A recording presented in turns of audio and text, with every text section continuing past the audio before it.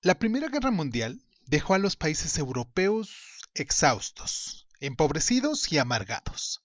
Un caldo de cultivo perfecto para el extremismo político. Muchos soldados de regreso del frente sentían que los políticos no solo los habían abandonado, sino que también habían deshonrado a millones de sus compañeros muertos. La guerra habría sido para nada, y con el regreso de la paz, los políticos no ofrecían seguridad ni esperanza. La democracia había fracasado. Lo que se necesitaba para restaurar el orgullo nacional era un líder fuerte y carismático que pudiera someter a toda la sociedad bajo su voluntad. Este fue el ambiente que dio nacimiento al fascismo, una forma extrema de nacionalismo militarista que arraigó en una serie de países europeos en la década de 1920 y 1930, en especial en Italia, Alemania y España. El fascismo no es una ideología internacional coherente como el marxismo, sino que tiende a adoptar características locales. Por ejemplo, los nazis alemanes eran más antisemitas que los seguidores de Mussolini en Italia o de la Falange en España. Pero en general los fascistas se adhieren al autoritarismo violento. Comparten el odio por los extranjeros, las minorías étnicas, los socialistas, los comunistas, los liberales y los demócratas. Y ansían las conquistas militares. Hoy aquí en Crónica Lonares hablaremos de esto, de la sombra del tan destructivo fascismo. Esto es, como les digo, Crónica Lonares, yo soy Irving Sun y pues nada, comenzamos. Cierra los ojos, cierra los ojos, cierra los ojos, cierra los ojos. Si escuchas que alguien se acerca, no temas. Todo estará bien.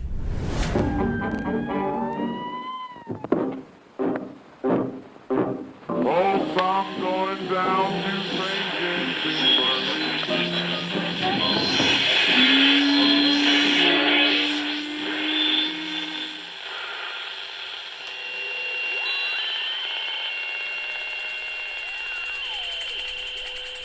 Estás escuchando Crónica Lunares, el lugar donde entra por tus oídos. Bienvenido. Después de la toma del poder por parte de los bolcheviques en Rusia en 1917, el temor a la revolución comunista empujó a la clase media, europea en este caso, en brazos de la extrema derecha. En Italia, el más importante de los partidos de extrema derecha era el Farsi di Combattimento, los fascistas, que tomaban su nombre de las farses, los haces de vara que envolvían el hacha que llevaban los magistrados en la antigua Roma como símbolo de autoridad. En 1922, bajo el liderazgo de Benito Mussolini, un periodista y orador brillante, 25,000 fascistas con camisas negras realizan su famosa Marcha sobre Roma, donde el rey Víctor Manuel II fue persuadido para que pidiera a Mussolini la formación de gobierno. Mussolini fue más allá e impulsó una dictadura del partido único llamándose a sí mismo Il Duce, el líder. En Alemania, durante el caos que siguió al final de la Primera Guerra Mundial, grupos tanto de izquierda comunistas como de la extrema derecha intentaron sin éxito hacerse con el poder. En 1923, uno de los partidos de extrema derecha, el Partido Nacional Socialista de los Trabajadores Alemanes, los nazis, intentó derrocar el gobierno de Baviera en el llamado Putsch de la cervecería.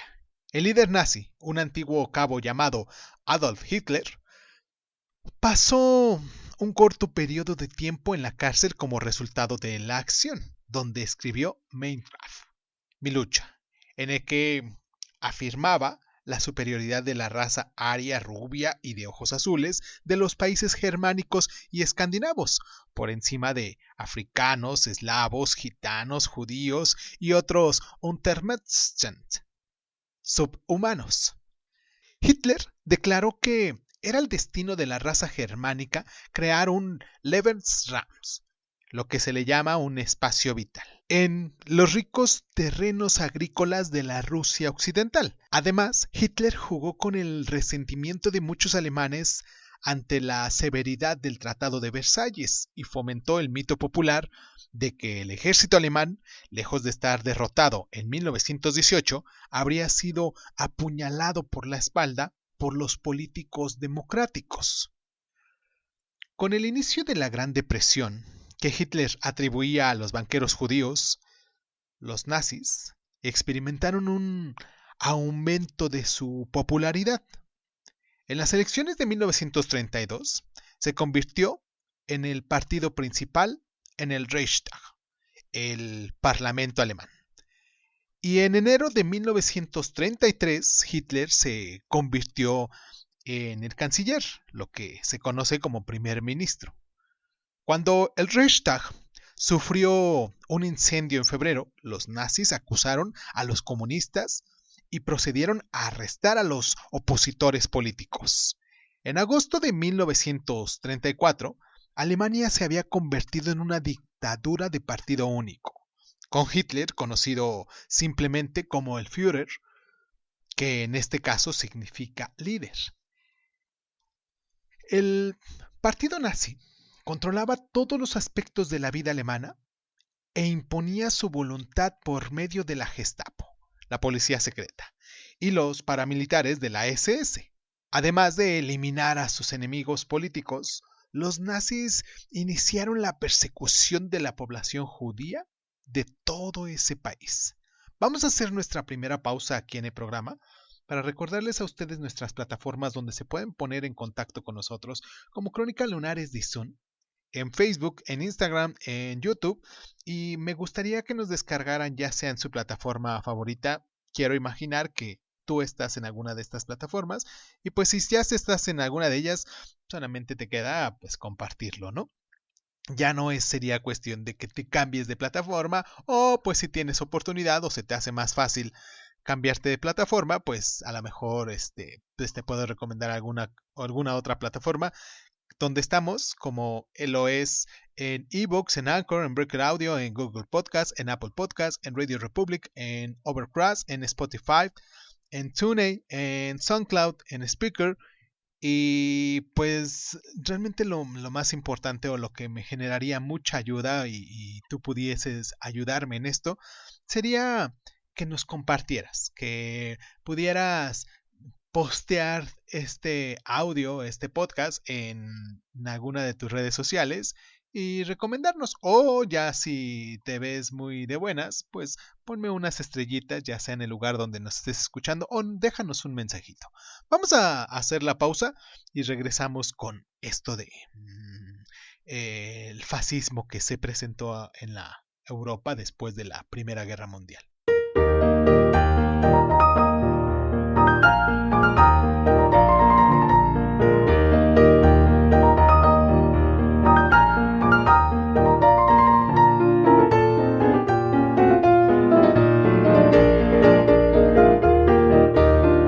Mientras Hitler declaraba el advenimiento del nuevo Reich alemán que iba a durar 1000 años, Mussolini quería crear un imperio para igualar a la antigua Roma.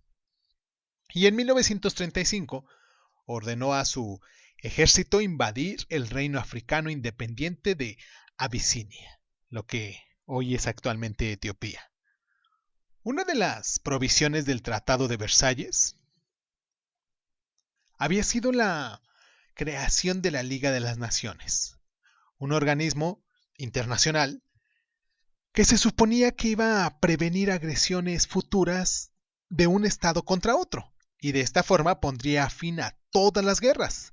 Sin embargo, la Liga no habría hecho nada más que mostrar su desaprobación después de que Japón ocupase Manchuria en 1931 y tras la invasión italiana de Abisinia, no hizo nada excepto imponer unas sanciones económicas inefectivas.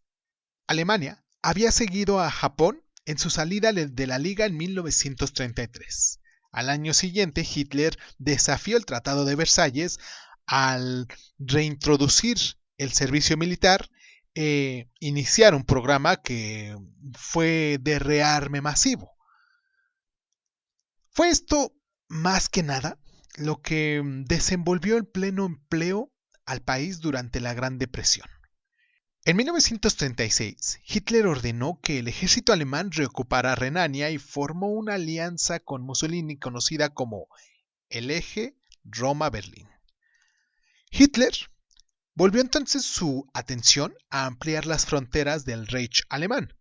Versalles había dejado a muchos alemanes como minorías dentro de otros estados y Hitler explotó esa situación. El Anschluss, lo que fue la unión con Austria, había estado prohibido por el Tratado de Versalles, pero había muchos simpatizantes nazis en Australia y cuando en marzo de 1938 las tropas alemanes entraron en el país, fueron muy bien recibidas. Gran Bretaña y Alemania protestaron, pero desesperados por evitar otra guerra, no hicieron nada. Una política que se calificó de apaciguamiento. Hitler presionó después por el caso de los alemanes en la zona de los sudestes en Checoslovaquia que pedían su unión al Reich. Al profundizarse la crisis, los primeros ministros británicos, y en este caso también el francés Neville Chamberlain y Edward Daladier, se reunieron con Hitler y Mussolini en Múnich para encontrar una solución pacífica. El 30 de septiembre de 1938 firmaron el Acuerdo de Múnich, que sin consultar al gobierno checoslovaco transferían los sudestes a Alemania. Cuando Hitler procedió a la ocupación del resto de Checoslovaquia en 1939, Chamberlain se dio cuenta de que el apaciguamiento no era la respuesta y cuando Hitler empezó a pedir la devolución del corredor polaco y la ciudad libre de Danzig, Gran Bretaña y Francia declararon que propondrían ayuda militar si se amenazaban las fronteras de Polonia. Y pues, para el 1 de septiembre de 1939, como todos ya lo sabemos, después de cerrar el pacto de no agresión con la Unión Soviética, Hitler descubrió su jugada y lanzó la invasión de Polonia. 2 días después, Gran Bretaña y Francia le declaraban la guerra.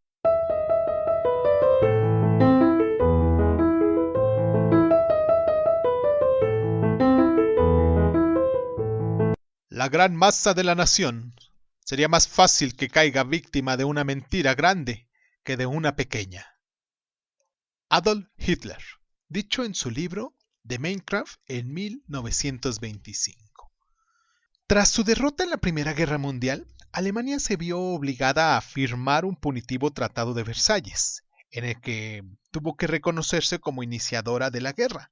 Alemania perdió todas sus posesiones de ultramar y mucho territorio en Europa, incluidas Alsacia y Lorena, que volvían a Francia, y un corredor que daba a Polonia acceso al mar Báltico y dividía a Alemania en dos.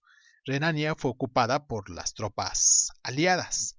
Se prohibió el servicio militar y las fuerzas armadas alemanas se limitaron a 100.000 hombres, sin blindados, aviación militar o buques de guerra grandes. Finalmente, Alemania se vio forzada a pagar grandes sumas en reparaciones a Gran Bretaña y Francia.